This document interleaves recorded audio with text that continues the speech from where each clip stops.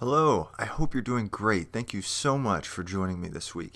In last week's episode, we talked about 5 ways to destroy an Arduino or damage an Arduino. This week, we're going to talk about 5 more ways that you can destroy an Arduino inadvertently, with the whole idea being that you can protect yourself from these mistakes. Along the way, we'll be talking about Rugarduino, an Arduino derivative board that can protect from these mistakes.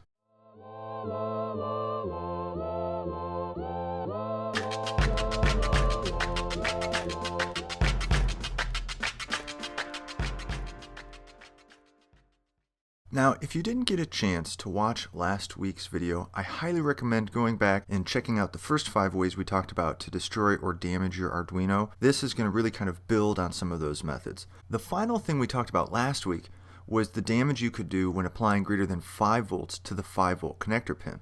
Well, same thing applies for the 3.3 volt connector pin. If you apply greater than 3.3 volts to that pin, you can do some damage to the Arduino. Now, the way this could happen, again, is if you're using different voltages on maybe a breadboard. You've got one rail set up for maybe even 5 volts or 9 volts or whatever, and you inadvertently allow that higher voltage to get applied to that 3.3 volt pin. So what's going to happen is other devices that you've powered from the pin, for example, any 3.3 volt shields you might have plugged in, those could be destroyed.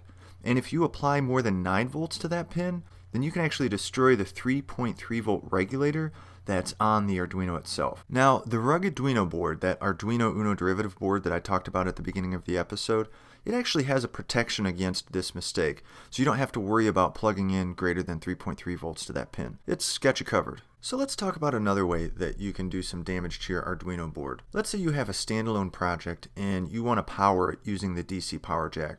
So maybe you've got like a 9 volt battery supply or something like that powering your Arduino.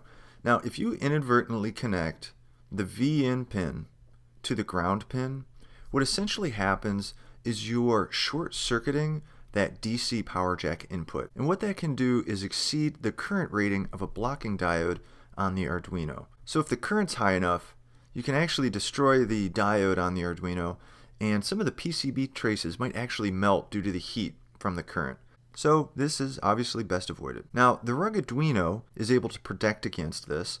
It's got a resettable fuse that's built in series with that DC power input circuit, and what it does is maintain the current at safe levels even if you happen to short V-in to ground. Now, you may know that the Arduino UNO board has a 5 volt regulator on it. Now, that 5 volt regulator will regulate voltage that comes through the USB port or voltage that comes through the DC power input jack, but it will not regulate voltage that's coming from an external source. So why am I talking about this 5 volt regulator? Well, I want to talk about how we can destroy this regulator. Now, last week we talked about powering the Arduino board from an external source using that V-in pin. Well, it turns out you can also power the Arduino board by applying a voltage of 5 volts to the 5 volt pin.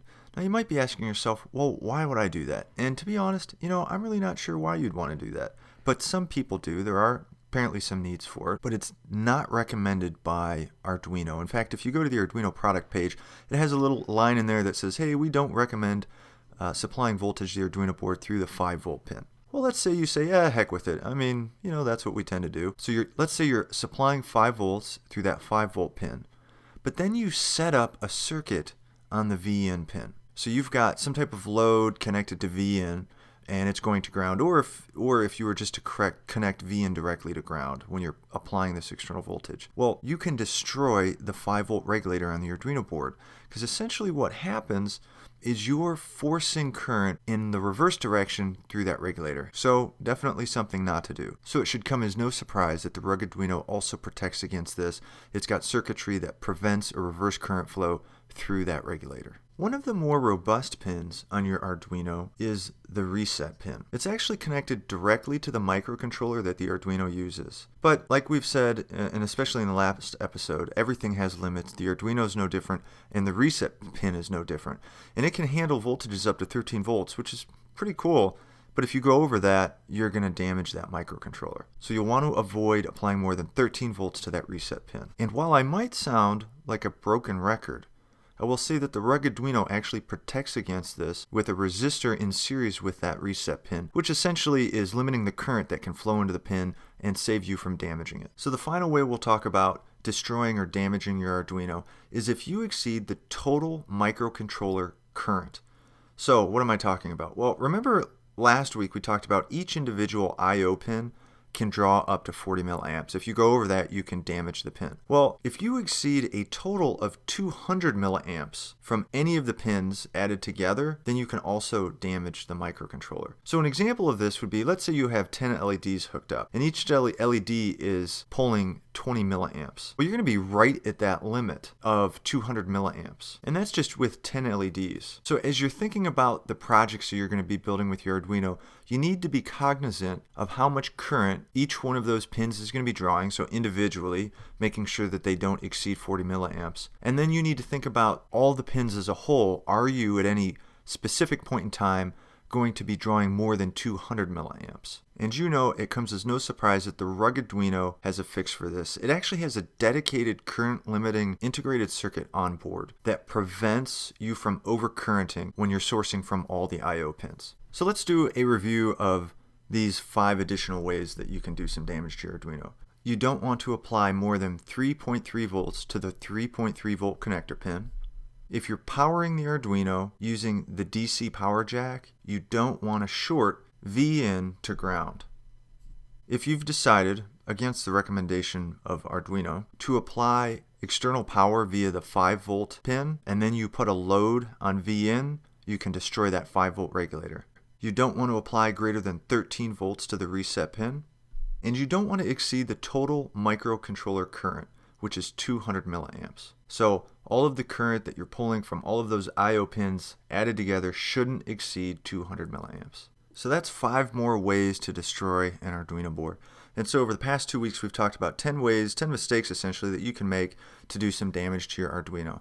Now, you might walk away from this and think, geez, it's so easy to destroy my Arduino, I'm afraid to plug it in. And that's really not what I want. That's not the feeling I want you to have at all. When I first got my Arduino, I messed around with it. I wasn't all that experienced with it, and I managed to keep it alive for quite a long time. I didn't destroy it. So, just doing the normal stuff when you're hooking up pins to different things, you generally speaking, you're going to be okay. That being said, you can tell the folks over at Rugged Circuits put a lot of thought into the Arduino. Clearly, they've made it a very robust board in order to protect it against some relatively common mistakes that can happen. So I highly recommend checking out the Rugged Circuits website, checking out the Arduino and the other boards and shields and all the stuff that they offer there. All right, well, thank you so much for joining me this week. I can't tell you how much I appreciate it. If you like these videos, these tutorials, these reviews, all the stuff that we do on this channel, I welcome you to subscribe to the YouTube channel. Also, if you're learning about Arduino, trying to start to understand the code and some of the hardware and stuff, we offer a free 12-part course over at the Open Source Hardware Group website. Thousands of people have signed up for it, gotten a lot of good feedback on it. I continue to try to improve it. In any case, you can go there, sign up for it. I think you'll enjoy it. We also offer a premium training course for people who really want to get involved with Arduino, thoroughly understand coding and the hardware and all the software stuff that goes with it. So if you're interested in something like that, definitely check it out. Again, that's opensourcehardwaregroup.com. Well, thank you so much for listening this week. I look forward to seeing you next week. We'll take a look at one of my favorite electronics and making kind of magazines that I've subscribed to for years, has only gotten better, and I look forward to sharing with you. See you then. Bye.